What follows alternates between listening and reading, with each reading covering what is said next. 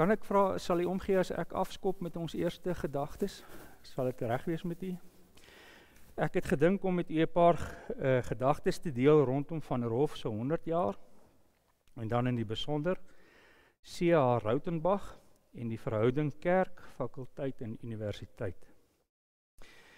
Ek begin vir u aanhaal uit die notiele van 24 Maart 1924. Aan die TUK sal bestaan 'n vereniging van die teologiese studente van die Nederduits-hervormde Kerk van Afrika, wat die naam sal dra van Van der Hof. So lui die voorstel van C.H. Rautenbach op 24 Maart 1924, nadat Dr. S.P. Engelbrecht die wenslikheid van 'n teologiese vereniging motiveer.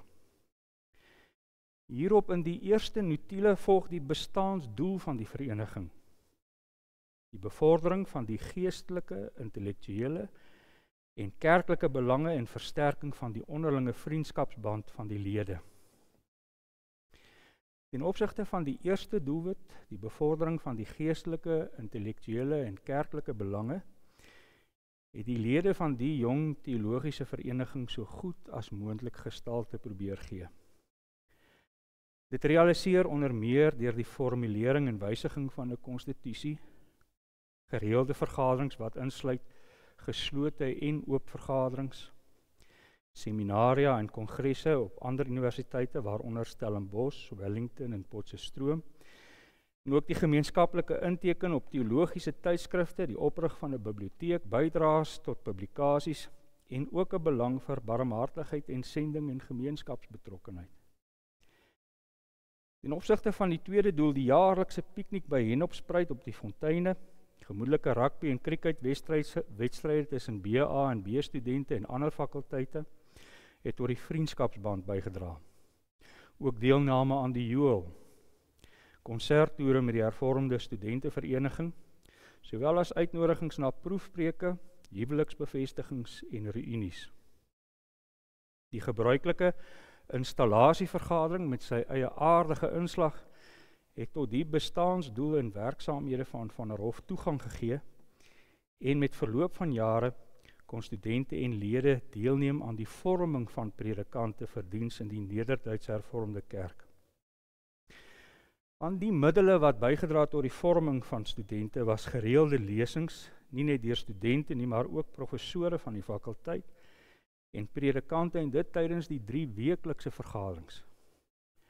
Aanvanklik is die lesings tematies aangebied en vooraf aan 2 kritici beskikbaar gestel, en dit was die taak van die 2 kritici om opbouende kommentaar te lewer, en dit is aangevul deur die teenwoordige professore en die bespreking deur die lede. Later het die werkswyse verander en is versoek dat diegene wat 'n lesing moes voorhou aan Van der Hof 2 of meer stellings vooraf formuleer en dan deur die nodige studie dit verdedig of weerlê. Van hierdie lesings is voorhande in die argief van die kerk en dit lys verskeie temas op die gebied van praktiese teologie en kerklike praktyk, Ou en Nuwe Testamentiese wetenskap, kerkgeskiedenis, dogmatiek, godsdiens en sendingwetenskap, die filosofie of die wysbegeerte. In die notules blyk ook dat per geleentheid het vakwetenskaplikes uit ander wetenskappe die vergadering kom toespreek, soos die sielkunde en die regte. Advokaat Trengrove was een van die sprekers.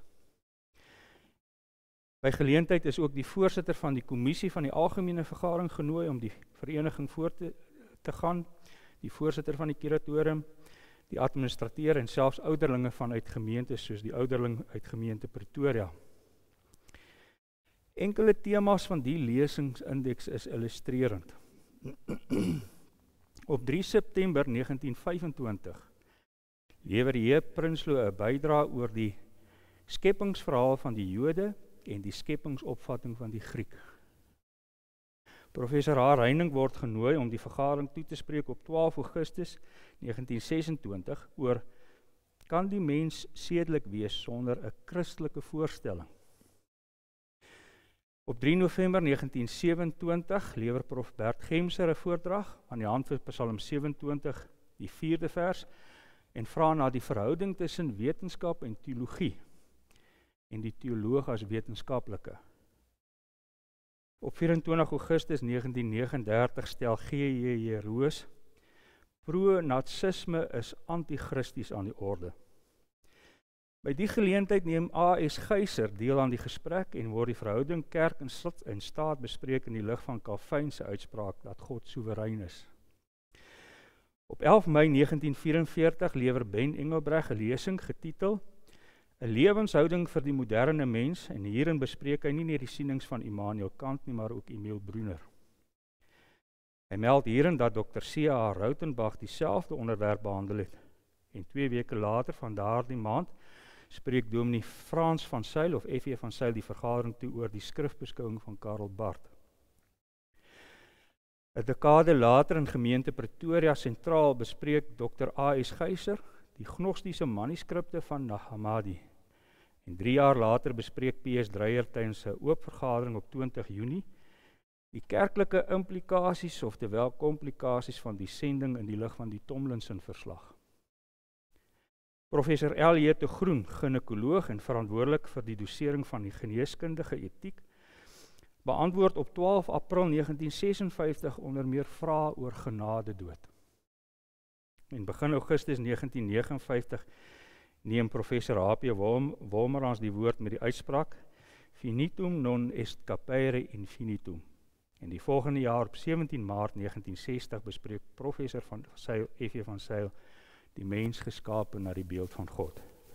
Dit op Van der Hof Vereniging vergaderings. Hierdie uiters oorsigtelike verwysing na die werksaamhede van Van der Hof bied 'n blik op die dinamiek wat aan die orde was en die verhouding met en wisselwerking tussen studente, professore en predikante, selfs leiersfigure van die kerk. Dit bied insig in aspekte van die denkraamwerke of die paradigma wat neerslag vind in die verhouding tussen kerk, fakulteit en universiteit. Professor C.A. Rautenbach, die eerste praeses van die Van der Hof Theologiese Vereniging, verpersoonlik die verhouding tussen kerk, fakulteit en universiteit. Sy betrokkenheid by die Van der Hof Theologiese Vereniging, sy rol as dosent en later rektor van die universiteit, maar ook sy kerklike betrokkenheid op synodale en gemeentelike verband, dien as goeie beeld vir die verhouding. Caspar Hendrik Rautenbach sien die eerste lewenslig op 6 Maart 1902 te Zeerust. Sy skoolopleiding ondergaan hy op Zeerust en volgens Van Deventer in Engels aan die Zeerust Public School. Begin Maart 1919 skryf hy as eerstejaars student vir studie aan die Transvaal Universiteitskollege. Aanvanklik beplan hy om onderwys te studeer, maar sy pad lei na die teologie, sodat hy op 19-jarige ouderdom in 1921 die BA graad met lof behaal. Gedurende Junie 1923 word die MA in wysbegeerte met lof aan hom toegeken, en aan die einde van daardie jaar, soos hy self verklaar, behaal hy saam met die bekende kerkpersoonlikheid A.J.G. Oosthuizen die BD graad. Maar dan sê hy self, sonder voldoende verjaarsdae op sy kerkstok, was hy nie tot die predikantsambt toegelaat nie. Sedert Augustus 1923 lid van die onderwyspersoneel van die TUK, die voorloper van die UP, het hy in 1924 die eerste praeses van die vereniging geword. Hy was dus nie meer profete seun nie, nog nie voldra profeet nie, maar skryf hy nogtans aanvaarde lid van die profetegilde. Van 2 Augustus 1923 doseer hy onder meer as lektor wysbegeerte en kry in 1924 die geleentheid om lesings in sielkunde aan te bied. En verklaar waarom hy ook net vir 1 vergadering as praeses gedien het. 2 jaar later, in 1926, word hy na die gemeente Erasmus of Bronkhorstspruit beroep, en in 1930 as medeleraar het hy nie net gemeente Noordelike Pretoria nie, maar ook gemeente Pretoria bedien. Hy dien as deeltydse lektor in die wysbegeerte van 34 tot 1938 en word in 1939 as voltydse professor aangestel. In 1948 word hy as rektor aangestel en word deur die kerk, soos hy dit sê, aan die universiteit geleen tot met sy aftrede in 1970. Rautenbach sterf in 1988. Ek dink ons was die 2de of 3de jaars. Ja, Wouter, ek weet, julle was lank al klaar. Ja, in die jare is sy leeropdrag die etiek, sowel as logika met metodologie en kennisleer. Vanaf 1938 tot 1948 word vakke in die opvoedkunde, naamlik opvoedkundige etiek of etiese opvoedingsleer, deel van sy opdrag. En in die fakulteit teologie sou hy vanaf 1939 Christelike etiek aanbied. En tussen 1943 en 1949 didaktiek van godsdienstonderrig vir onderwysstudente. Rautenbach se bydrae tot die akademiese sfere soos die wysbegeerte, die sielkunde, die opvoedkunde en teologie, asook die aksente en evaluering daarvan, is al nagevors deur H.T. van Deventer, C. Johan Bekes, A.G. van Aarde, sowel as J.P. Oberholzer. Die 1974 publikasie, Professor Dr. C.A. Rautenbach, versamelde geskrifte, is onder redakteurskap van Professor P.S. Dreyer saamgestel en bied eweneens insaag in sy denkraamwerk. Laasgenoemde publikasie dien veral as bron vir die kennisneem en nadenke oor die verhouding kerk, fakulteit en teologie in die lig van der Hof Theologiese Vereniging se eeufeesviering. Die volgende 3 artikels kan uitgesonder word. 50 jaar Beiderwetse Bybelwetenskap, soos opgeneem in die gedenkalbum van der Hof, 1924-74. 'n eie tydse nasionale kultuurprestasie, die seteling van die teologiebeoefening aan die Universiteit van Pretoria, 1916 tot 1974. En dan die geskeie universitaire ontwikkelingsimperatief van die geskiedenis in wording. Die nalees en ondersoek van die bronne aan die hand van Rautenbach is nie net terwille van kerkhistoriese belang nie, maar bied ook geleentheid om die verlede te pyl en te begryp en van daaruit in gesprek te tree met die hede, met dit wat aktueel is. En wat aktueel is die plek van godsdiens of 'n fakulteit teologie aan die universiteit en die verhouding tussen kerk, fakulteit en universiteit. Ter illustrering van die aktualiteit dien publikasies soos Nicolaas Wolterstorff se Religion in the University in 2019, 'n reeks artikels deur die voormalige dekaan van die fakulteit teologie, Prof. Johan Buitendag, onder meer What is so theological about the Faculty of Theology at the Public University, Athens, Berlin, Pretoria. En al eerder in 2018 die navorsing deur die huidige adjunkt-dekaan Professor Jaco Beyers, waaronder die artikel Scriptural Reasoning and Expression of what it means to be a Faculty of Theology and Religion.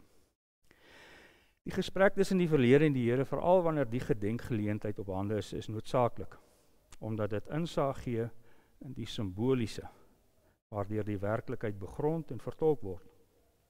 Maar soveel te meer is dit verantwoordelik, veral wanneer die simboliese van die hede die verlede wil verskraal, veroordeel of verander om 'n bepaalde denkraamwerk te regverdig. Dit geld ook vir die waarde en die ondersoek van die verlede. Dis 'n gesprek wat tussen Scylla en Charybdis gevoer moet word. Ek wil begin met 'n historiese oorsig. Die Hervormde Kerk en Professor C.A. Rautenbach. Tydens die aandgedenkmaaltyd van der Hof Theologiese Vereniging se halfeeufeesviering bied Rautenbach in sy jubileumrede 'n oorsig van die seteling van die teologiebeoefening aan die Universiteit van Pretoria. Hy meld dat hierdie uiteensetting aanvullend is tot sy artikel in die gedenkalbum 50 jaar Beiderwetse Bybelwetenskap. Daardie artikel het enerzijds die doel gehad om die aanklag dat die Nederduits Hervormde Kerk se teologiese opleiding aan die Universiteit Pretoria liberaal is, krities te beoordeel. Veral die betekenis wat aan die begrip etiese teologie toegeken word. Behalwe die beoordeling bespreek Rautenbach ook die verhouding tussen die etiese en konfessionele aksente en tree ook in gesprek met die nuwe Calvinisme soos dit deur Abraham Kuyper verpersoonlik is. Nie net 'n bespreking van die vroeë etiese teoloë nie, maar ook die latere soos J.A. Gunning en die verhouding met die konfessionele rigting waaronder Philippus Hoedemaker dien om die teologiese aksente en nuances, die ethos in die Hervormde Kerk toe te lig. Rautenbach het in die beoordeling ook gevra na die verhouding tussen kerk, geloof en teologie en temas soos die openbaring en skrifbeskouing van die etiese en konfessionele bespreek. Hy het ook hierin aangedui hoe die eerste hoogleraars aan TUK, professor J.H. Grywenstein, Bert Gemster en S.P. Engelbreg, in die dampkring van etiese teoloë soos J.J.P. Valeton en F.E. Dobbenton aan die Universiteit van Utrecht en Isak van Dijk aan die Universiteit in Groningen beïnvloed is. Nie net die etiese rigting nie, maar ook die konfessionele rigting se invloed is deur Rautenbach toegelig. Trouwens, by 2 geleenthede het Rautenbach gevra of gepleit dat daar nie te veel klem op die etiese gelê moet word nie, maar dat die konfessionele ook in gedagte gehou moet word. En dit is bevestig deur J.P. Oberholzer ook. Dat veral in die navorsing van professor Louder is daar gevra dat daar 'n balans tussen die etiese en die konfessionele moet kom. Hoe dit ook al sê, nie net die etiese rigting kry by Rautenbach aandag nie, maar ook die konfessionele. Hy let veral op Hoedemaker se betoog dat die belydenis van die kerk onderwerp bly aan die normatiewe gesag van die skrif, soos dit in die Nederlands geloofsbelydenis verwoord is.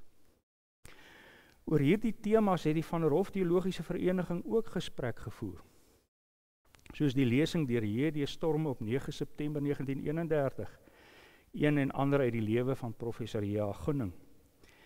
En in die daaropvolgende jaar, op 19 Mei, neem die studente kennis van die stryd tussen Dr. J.A. Gunning en Dr. A. Kuiper, skrifbeskouing. Behalwe die invloed van die etiese teologie, lig Rautenbach ook die invloede van die konfessionele teoloë uit, soos Dudes, Oosterzee, Hoedemaker, en verwys onder meer na die invloed wat M.J. Godefroy en Dominee Jack van Belkom en later professor H.P. Wolmerans onder hulle ondergaan het. Veral H.P. Wolmerans wat aansluiting vind by die konfessionele, veral die werk van T.H.L. Heitzema en Karel Barth. Op 24 Mei 1944 spreek toe nog Dominee F.J. van Zyl, die Van der Hof Vereniging, toe oor die skrifbeskouing van Karel Barth. En op 13 Augustus 1957 lei C.J. Maans die vergadering in met die tema aanknopingspunte vir 'n Bybelse antropologie, soos gevind word by Karel Barth. J.J. Smit lei net daarna die vergadering in met Karel Barth en die kinderdoop. Al eerder het die vergadering op 3 September 1942 kennis geneem van Dominee M.J. Godefroy, die kerkkwessie nie een leer maar een lewenskwessie, wat toe deur A.J. van Staden ingelei is. Die kerk as 'n belydende kerk met 'n synodaal presbyteriaal kerkbestuursvorm was toe van die fokuspunte. In sy 1974 jubileumrede bespreek Rautenbach die seteling van die teologie aan die Universiteit van Pretoria en vanuit 3 perspektiewe. Die Nederlandse lood, die Engelse invloed en 'n eie Afrikaanse nasionale kultuurraamwerk. En hiermee ook 'n eie hervormde kerkgeaardheid en belewing. Voordat hy hierdie perspektiewe uiteenset, pen hy 2 denkkoördinate. En ek haal aan. 'n belanghebbende kerk wat sy predikansopleiding by 'n universiteit se teologiese onderrig laat aansluit, verlang uit hoogte van sy kerkwees medeseggenskap oor die kenmerkendste teologiese uiting in die predikansvorming. Die tweede aanhaling, die bestaansreg, seteling en struktuur van teologiese fakulteite of afdelings aan 'n gemeenskap se openbare universiteit weerkaats die gemeenskap se ingesteldheid en grondhouding teenoor die grootste lewensvraag, die vraag na die kennis van God. 'n Teologiese fakulteit as onderwysorganisasie vind sy gronduitgangspunt in die bepaalde faktor, geloofsoortuiging. Rautenbach stel dan dat hierdie geloofsoortuiging begrond word in die besondere openbaring van God en dat die werklikheid en die werk van God deur sy selfopenbaring kenbaar is. Tipies Bartiaans onderskei tussen die Christus as woord van God, die woord wat skrif word en die verkondiging van die woord wat insluit die beoefening van teologie. Vir Rautenbach is geloof die mede-kenmiddel in die teologiese vakgebied en weer saam met Karel Barth formuleer hy: Teologie is die wetenskap van God in die kennis van sy dade. Hierdie kennis is bepalend vir sy menswees of die mens se gemeenskap wees. Van die temas is ook aan die orde by aktuele of hedendaagse navorsers, waaronder Wolterstorff, waarna ek verwys het. Hy vra in sy ondersoek na die tradisionele verstaan van godsdiens aan die universiteit. Wat is die universiteit se rol in terme van navorsing en onderrig? Hy vra 'n herbesinning oor godsdiens en in sy nadenke neem Wolterstorff as vertrekpunt die definisie van wetenskap soos dit deur Max Weber geformuleer is in wetenskap als beroep. Dit is egter 'n verouderde opvatting van die wetenskap en Wolterstorff wys dit ook uit. Wolterstorff gaan verder voort en sê dat te midde van hierdie debat of 'n fakulteit teologie of godsdiens aan 'n universiteit nog plek het, meen hy daar's twee reaksies om dit te regverdig. Die eerste reaksie vra deeglike rasionele argumentering, daarvan hoor jy in professor Buitendag se artikel, maar ook argumente vanuit die natuurlike teologie. Rautenbach se nadenke oor teologie as wetenskap vanuit die openbaring van God en die geloof as mede-kenmiddel dien as uitgangspunt vir sy beoordeling van wat die universiteit is en die verhouding tussen kerk, fakulteit en universiteit.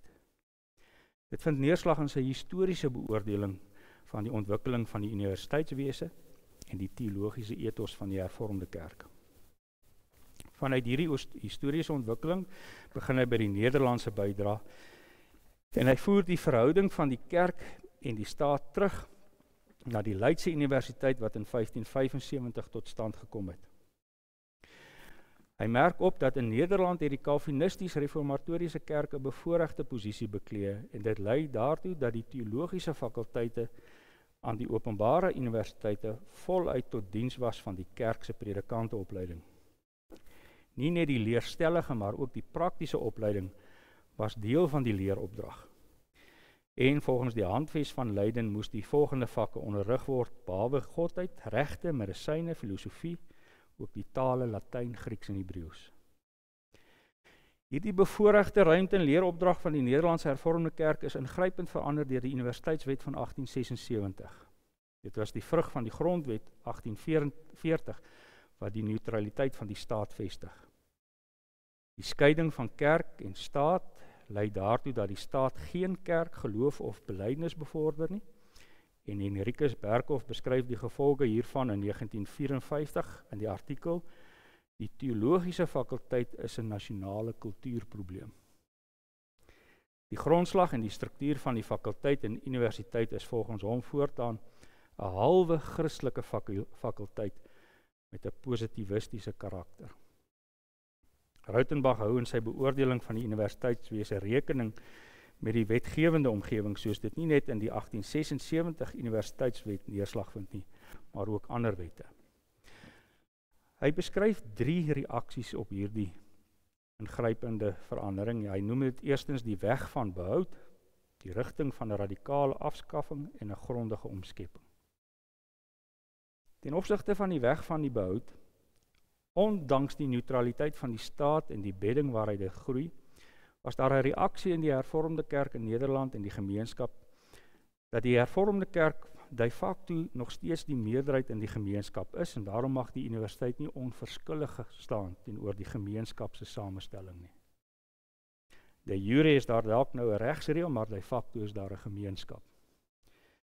Die tweede staat, die rigting van radikale afskaffing, die tweede reaksie op die 1876 wet, het voorgestel dat teologiese fakulteite opgehef word. Jy moet onthou, dit is 'n beskrywing van die 1870s. Dit is nie 'n hedendaagse reaksie nie.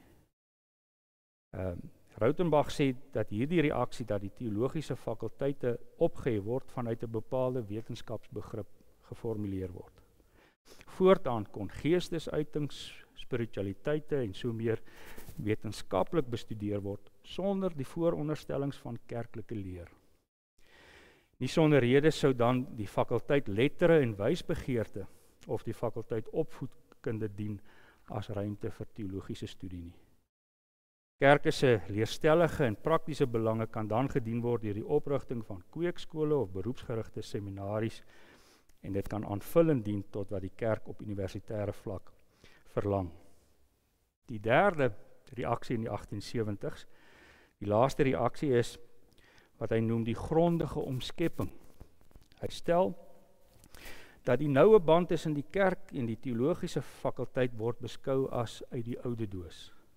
Die bestaande fakulteit moet vervang word met 'n fakulteit godsdienstwetenskap met die leeropdrag om die geskiedenis en leerstellings van godsdienste te onderrig. In die plek van dogmatiek moes godsdienstwysbegeerte onderrig word. Die omsketting bied dan steeds ruimte vir 'n eie soortige fakulteit aan die universiteit. Rautenbach dui aan dat daar in 'n sekere sin 'n kompromie in Nederland gevind is tussen die eerste en die derde reaksie. En hy beskryf dit as 'n duplex ordo wat tot stand gekom het. Aan Ryks- of staatsuniversiteite is professore deur die minister en universiteitsinstellings aangestel, maar dan is daar in wat as kerklike vakke beskou word, praktiese teologie en dogmatiek, kerklike professore aangestel. Die eerste deur die universiteit, tweede deur die kerk. Nie sonder rede het die staat met die aanstelling van ryksprofessore rekening gehou met die samestelling van die gemeenskap, vandaar die eerste deel. En meestal hervormers, en veral diegene uit die etiese, konfessionele en by uitsondering uit die gereformeerde bond professore aangestel. Die invloed van die modernisme en vrysinnigheid, meen hy, het so met tyd afgeneem. Al eerder verwys professor A.D. Pont en B.E. Engelbreg in 'n reeks lesings, onder andere in 27 Maart 1958, ook na die universiteit as 'n wetenskaplike inrigting en die Universiteit van Pretoria en sy verbondenheid met die hervormde kerk. Professor Ben Engelbreg spreek die Van der Hof Vereniging op 22 Mei 1958 toe met die teoloog en die teologiese wetenskap. Vir Rautenbach kon die beoefening van teologie as wetenskap binne die ruimte van die regsorde en regulatoriese omgewing rekening hou met die gemeenskap en die kerk wat die gemeenskap dien. So word hierdie verhouding geformuleer. Maar tog, sê Rautenbach, neem kennis van Berkhof se uitspraak. Alhoewel hierdie universiteit en kerklike struktuur aanvanklik aan openbare universiteite ruimte skep, was dit 'n teenstrydigheid. In die dubbele orde bly daar 'n onopgeloste spanning. Hierdie spanning sou ook in die Engelse wêreld en deurlopend in Suid-Afrika na vore kom, selfs verbreed. Het is begryplik dat die Nederlandse en Engelse konteks van die kennisbronne is vir 'n beoordeling van die verhouding kerkfakulteit en universiteit.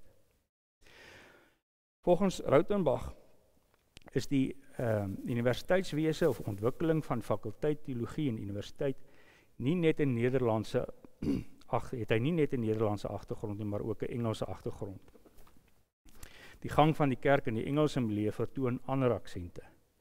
Dis veral as ons in 'n rekening hou daarmee dat Elisabeth I, wat in 1558 gekroon is, die Church of England beskou het as 'n middel om vrede en stabiliteit te kry.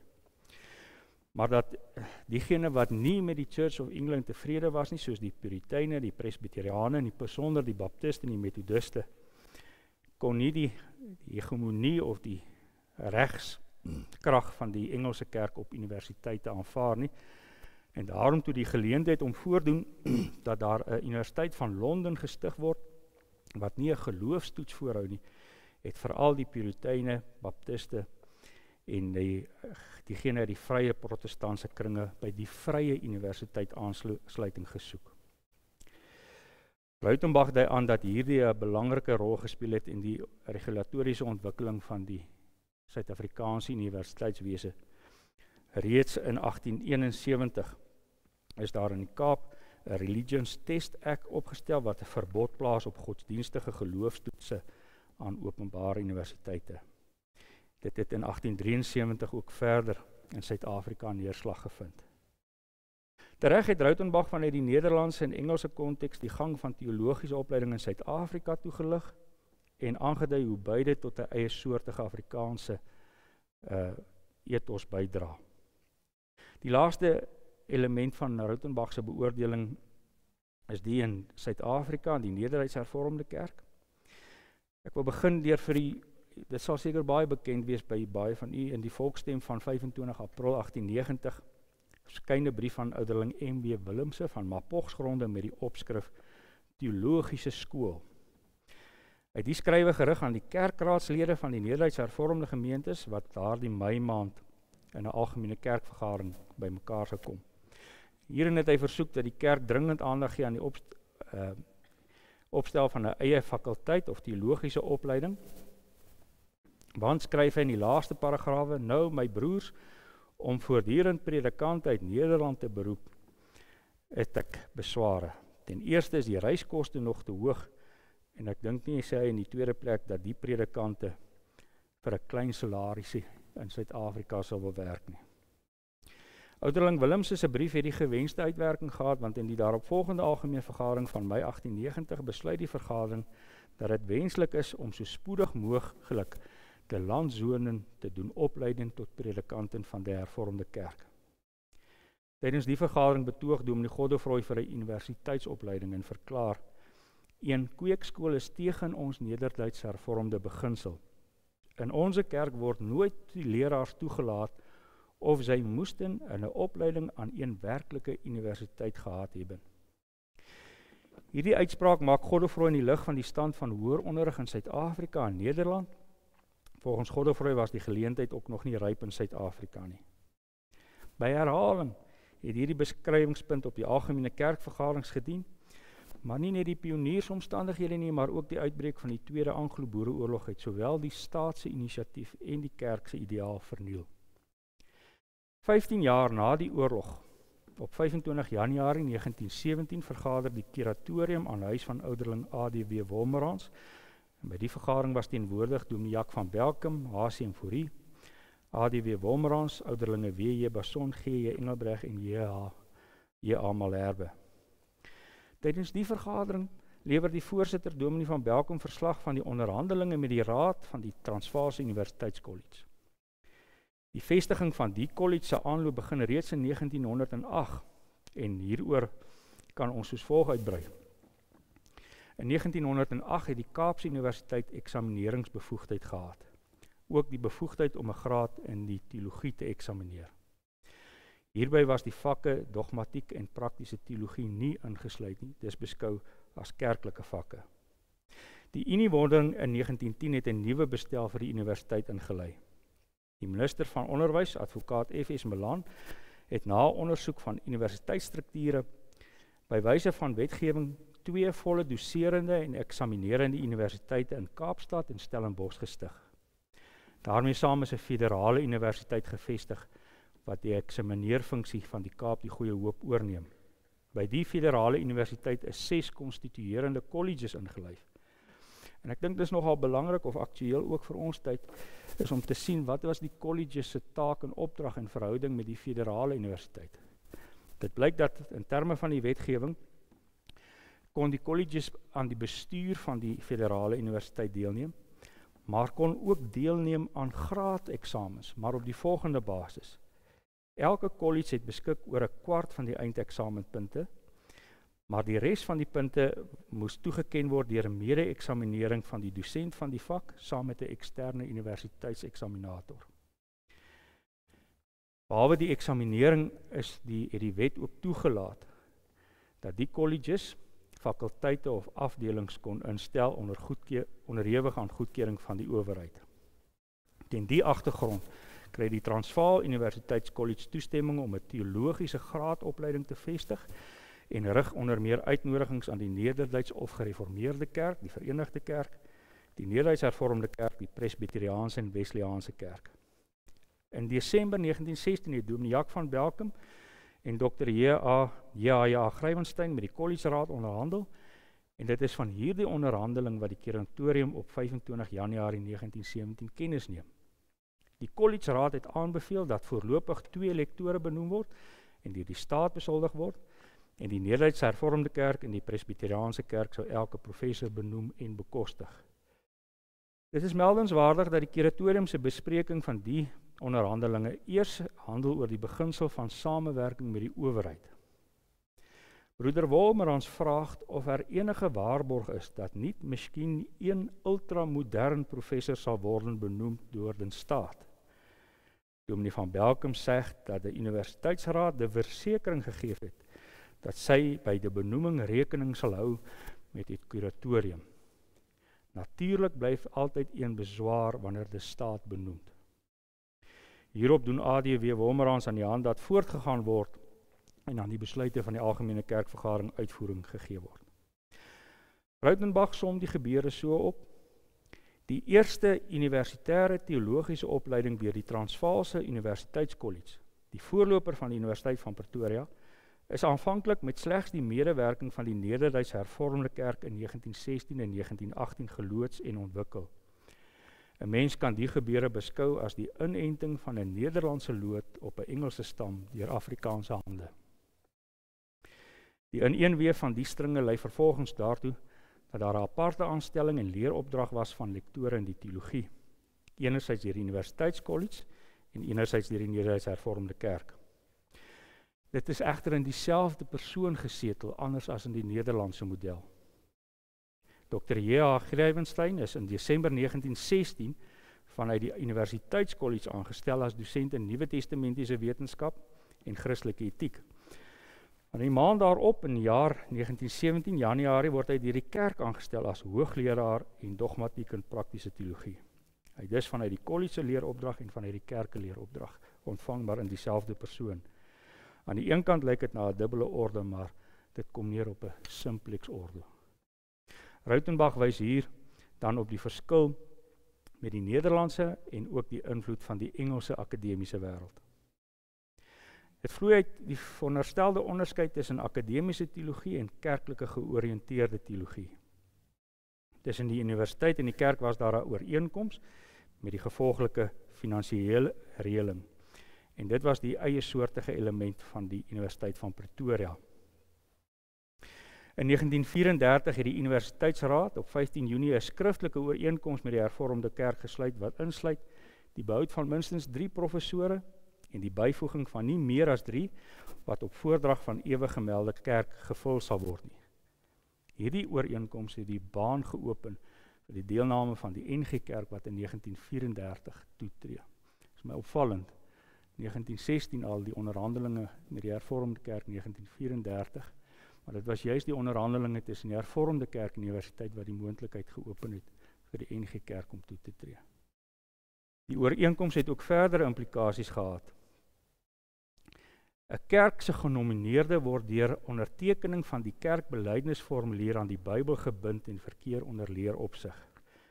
Dit is ook die implikasies van die kerkorde soos wat ons dit tans het. Orde reël 1, belydenis in kerk bepaal onder meer dat die belydenisse en belydenisskrifte sal geld as maatstaf vir teologiese onderrig.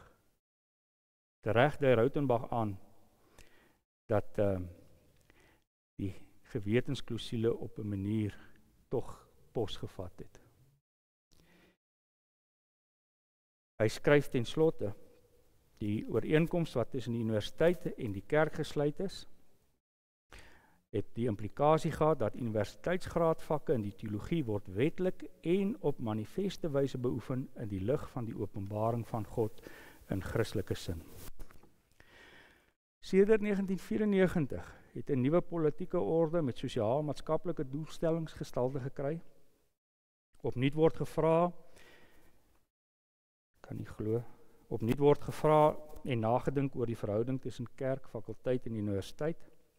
Opnuut word gevra na teologiese onderrig en die epistemologiese raamwerke grondliggend daaraan en watter struktuur of watter organisasie daaruit moet voortvloei. Of daar duidelike antwoorde hierop is nog nie seker nie. Ook in die omstandighede dien die regulatoriese omgewing en toepaslike wetgewing, soos wet 101 van 97, die wet op hoër onderwys. Rautenbach het die seteling van teologie nie net histories beskryf nie. As ons Rautenbach se artikels deurgaan en na sy denke luister, dan sien ons, hy het sy nadenke veranker in 2 vertrekpunte, teologiese en epistemologiese. Eie aan sy metodologie lei by Rautenbach die dink na die doen, Die struktuur is vrug van die denke. Die Van der Hof Vereniging is van die vrugte van die seteling van die teologiese opleiding deur die Hervormde Kerk aan die universiteit. Dis een van die vrugte van die verhouding tussen kerkfakulteit en universiteit. Binne hierdie wye ruimtes het die vereniging soos volg die bestaansdoel geformuleer. Die bevordering van die geestelike, intellektuele en kerklike belange en versterking van die onderlinge vriendskapsband van die lede. Maar soos Rautenbach dit ook deurlopend histories, filosofies, teologies en epistemologies aandui, staan die bestaansdoel nie los van die bestaansgrond en die struktuur nie los van die epistemologie nie. Baie dankie.